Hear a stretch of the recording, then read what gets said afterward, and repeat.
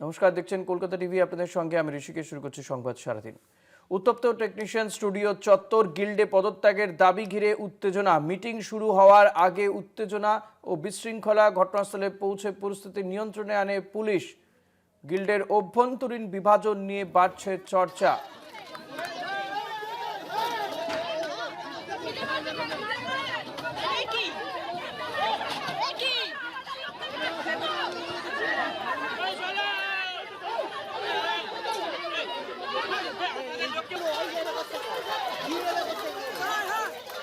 উত্তপ্ত technician studio চত্বর, গিল্ডে পদত্যাগের দাবি ঘিরে উত্তেজনা। মিটিং শুরু হওয়ার আগে উত্তেজনা ও বিশৃঙ্খলা। ঘটনাস্থলে পৌঁছে পরিস্থিতি নিয়ন্ত্রণে আনে। আপনারা সেই উত্তেজনার মুহূর্তের ছবি এই মুহূর্তে দেখতে পাচ্ছেন।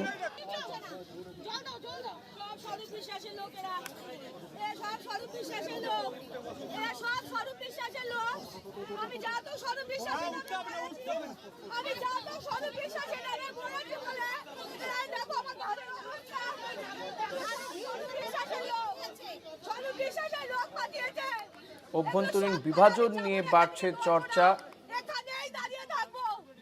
মিটিং শুরু হওয়ার আগে উত্তেজনা এবং বিশৃঙ্খলা। উত্তেজনায় মাটিতে লুটিয়ে পড়েন একজন টেকনিশিয়ান। স্টুডিও চত্বরে উত্তেজনা রয়েছে। গিল্ডে পদত্যাগের দাবি ঘিরে উত্তেজনা।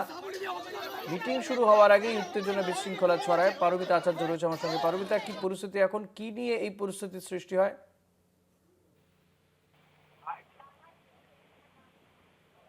পারমিতা, শোনা যাচ্ছে? হ্যাঁ, পারমিতা, কি পরিস্থিতি এখন এবং কি নিয়ে এই উত্তেজনার পরিস্থিতির সৃষ্টি হয়? দেখো, গতকাল পাপিয়া অধিকারী একটি বৈঠক ডেকেছিলেন টেকনিশিয়ান স্টুডিও চত্বরে।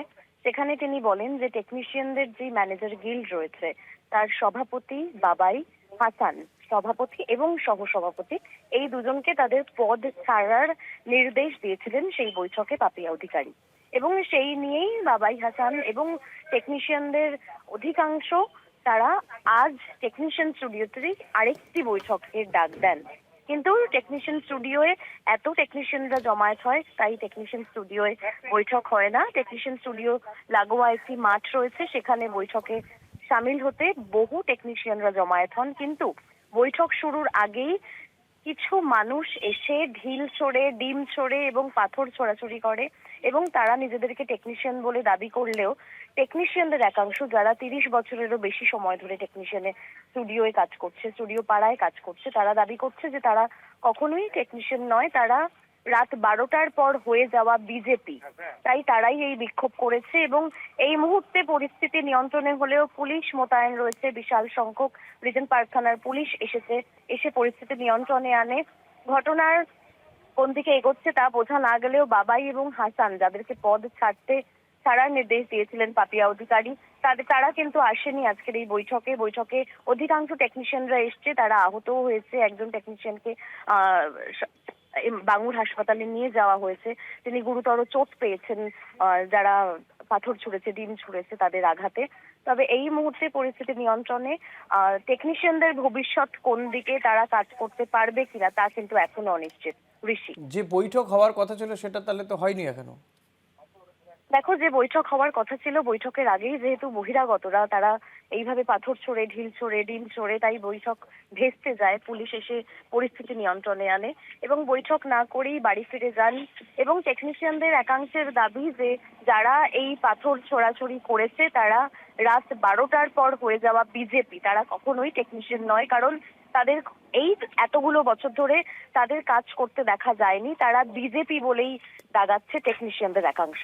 ঋষি, ধন্যবাদ পারমিতা। কথা বলছিলাম প্রতিনিধি পারমিতা আচার্যের সঙ্গে। উত্তপ্ত টেকনিশিয়ান স্টুডিও চত্বর, টেকনিশিয়ানদের মধ্যে বিভাজন। ম্যানেজার গিল্ডের সভাপতি এবং সহসভাপতি বাবাই হাসানকে গতকাল পাপিয়া অধিকারী বলেছিলেন পদ ছাড়তে। এ নিয়ে আজ বাবাই হাসানের টিম একটি মিটিং ডেকেছিল, কিন্তু মিটিং শুরুর আগেই গণ্ডগোল শুরু হয় এবং ইট ছোড়া হয়, ডিম ছোড়া হয়। বাইরে থেকে বহিরাগতরা এসে এই কাজ করে বলে অভিযোগ, যদিও পুলিশ পরিস্থিতি নিয়ন্ত্রণে নিয়ে এসেছে।